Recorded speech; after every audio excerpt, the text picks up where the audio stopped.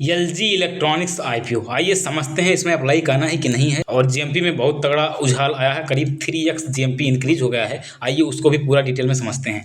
Time line हम देख लेते हैं। आईपीओ 7 को ओपन हो रहा है, 7 अक्टूबर को, क्लोज 9 को होगा, अलॉटमेंट 10 को आपका आ जाएगा। वहीं हम बात करते हैं इसके लिस्टिंग की, तो 14 अक्टूबर को इसकी लिस्टिंग हो जाएगी। बाकी आईपीओ डिटेल यहाँ पे देख लेते हैं। फेस वैल्यू 10 रुपये पर शेयर है। इशू प्राइस बैंड जो है 1080 से 1140 का रखा गया है। लॉट साइज की बात करें तो 13 का लॉट रखा गया है। पूरा का पूरा ओएफएस है, तो ये थोड़ा सा नेगेटिव पॉइंट है। फ्रेश भी होता तब भी सही रहता, लेकिन चलो ठीक है, ओएफएस है, पूरा ओएफएस है तो आप क्या ही कर सकते हैं। टोटल इशू साइज की बात करें तो 11,607 करोड़ का टोटल इशू साइज है। एम्प्लॉय डिस्काउंट 108 का रखा गया है।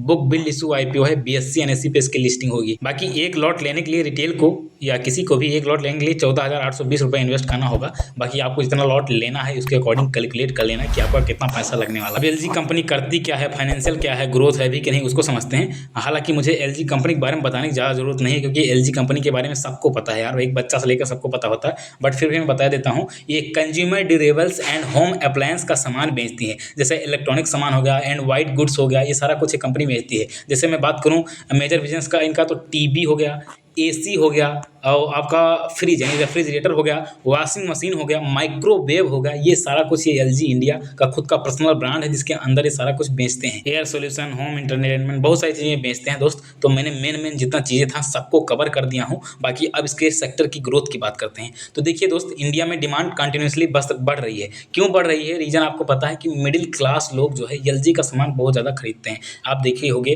कि सरकार भी इन सारी चीज़ों पर थोड़ा बहुत टैक्स का रिलैक्स किया है, तो इस वजह से मिडिल क्लास अभी और ज़्यादा इसमें कंटिन्यूस ग्रोथ करेंगे, खरीदेंगे, और इस वजह से इनका ग्रोथ बढ़ेगा। इनका ग्रोथ तो बढ़ने वाला है अभी फिलहाल। और साथ ही साथ हम बात करते हैं अगले 5 सालों में सीएजीआर एक्सपेक्टेड क्या है। तो सीएजीआर एक्सपेक्टेड की बात करें तो 8 से 10% का इसका ग्रोथ है भाई, 8 से 10% का ग्रोथ है, तो ठीक ठाक भाई ग्रोथ है। और वैसे एलजी जैसी स्टेब्लिश ब्रांड, मतलब समझ रहे हो ना, एलजी बहुत ही स्टेब्लिश ब्रांड है दोस्त, और इसलिए इसका ग्रोथ तो निश्चित है, आने वाले सालों में निश्चित ग्रोथ करेंगे। वैसे यहाँ पे बहुत सारी चीज़ें लिखी हुई है, इसका मैंने मोटा आपको सेक्टर बता दिया, इसके सेक्टर में ग्रोथ है, साथ ही साथ एलजी का ब्रांड ही है, तो इसके बारे में मुझे ज़्यादा डिस्कशन करने की जरूरत नहीं है। बट फिर भी मैं आपको बता देता हूँ, इसके पास 2 मैन्युफैक्चरिंग यूनिट है, 2 सेंट्रल डिस्ट्रीब्यूशन सेंटर है, 23 रीजनल डिस्ट्रीब्यूटर सेंटर है, 51 ब्रांच ऑफिसेस हैं। डीलर की बात करें तो 30,847 सब डीलर हैं, 31 मार्च 2025 की रिपोर्ट के अकॉर्डिंग बता रहा हूँ। तो भाई अब इतना बड़ा ब्रांड है, तो इसके बारे में ज़्यादा क्या ही बोलूँ, बस सेक्टर और ग्रोथ जाना था। तो दोनों चीज़ें हैं, हमें सेक्टर में स्ट्रॉन्ग चीज़ें देखने को मिल रही है बस, और मुझे क्या चाहिए। बाकी फाइनेंशियल देखते हैं दोस्त। रेवेन्यू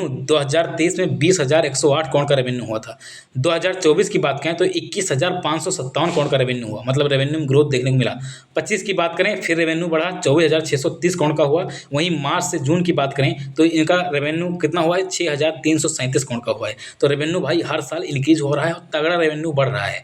उसके बाद में हम प्रॉफिट की बात करें तो प्रॉफिट तगड़ा बढ़ रहा है। 23 में प्रॉफिट था, 2023 में 1344 करोड़ का, 2024 में प्रॉफिट हुआ 1511 करोड़, 2025 की बात करें तो 2203 करोड़ का यहाँ प्रॉफिट हो गया। मतलब हर साल आप देखोगे प्रॉफिट में जंप। और वहीं हम बात कर लेते हैं मार्च से जून के बीच, तो 513 करोड़ का अभी तक इन्होंने प्रॉफिट जनरेट कर लिया। रिजर्व देखोगे, रिजर्व भाई रिजर्व बढ़ रहा है, बीच में यहाँ पे थोड़ा घटा था, बाकी रिजर्व यहाँ पे आप जो है देखेंगे तो बढ़ता हुआ आपको मिलेगा। टोटल बोरो की बात करेंगे, जीरो करोड़ बोरो, समझ रहे हो, डेट फ्री कंपनी है दोस्त, डेट फ्री कंपनी है। सबसे स्ट्रॉन्ग पॉइंट तो मुझे इस कंपनी में यही लगा कि ये डेट फ्री है। बाकी अभी पीयर का कंपेरिजन करूंगा, ऐसा नहीं है कि इसको डेट फ्री देख लिया बस काम खत्म।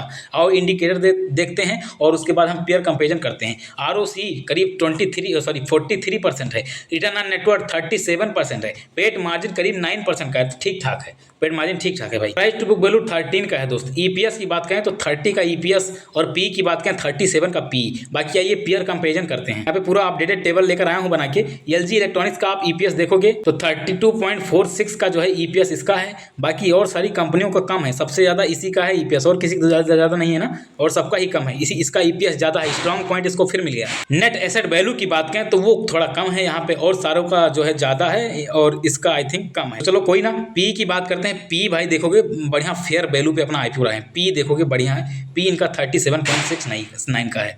तो पी से हमें कोई प्रॉब्लम नहीं है। रिटर्न ऑन नेटवर्थ देखोगे सबसे ज्यादा रिटर्न ऑन नेटवर्थ इसी का है। प्राइस टू बुक वैल्यू देखोगे तो price to book value I think मतलब इसी के सेक्टर के अराउंड ही चल रहा है प्राइस टू बुक वैल्यू, तो प्राइस टू बुक वैल्यू से भी हमें कोई दिक्कत नहीं है। ओवरऑल पेयर कंपेरिजन में नंबर 1 कौन निकल के आ रहा है उसके बारे में हम डिस्कशन करते हैं। नंबर 1 कौन निकल के आ रहा है, नंबर 2 कौन निकल के आ रहा है। तो अभी भाई रैंकिंग में कर ही दे रहा हूँ। रैंकिंग किस बेसिस पे कर रहा हूँ, हाई रिटर्न ऑन नेटवर्थ पे और रीजनेबल जो पी है, साथ ही साथ जीरो डेट वगैरह ये सब कुछ देखिए, साथ ही साथ प्रॉफिट वगैरह देख के मैं यहाँ पे रैंकिंग करने जा रहा हूँ। नंबर 1 LG इलेक्ट्रॉनिक्स माने अपने आईपीओ का है, नंबर 2 पे हवेल्स है, नंबर 3 पे ब्लू स्टार है और 4 पे वोल्टास वगैरह है और बाकी चीजें हैं। तो बाकी हमको यही जानना था ये पेयर के मुकाबले किस तरह है। तो पेयर के मुकाबले नंबर 1 कंपनी है भाई, पेयर के मुकाबले नंबर 1 है तो हम इसमें लॉन्ग टर्म के लिए पैसा डाल सकते हैं भाई। बाकी जीएमपी मैंने आपको बताया था, जीएमपी बूम किया है, इससे पहले 50 का जीएमपी था।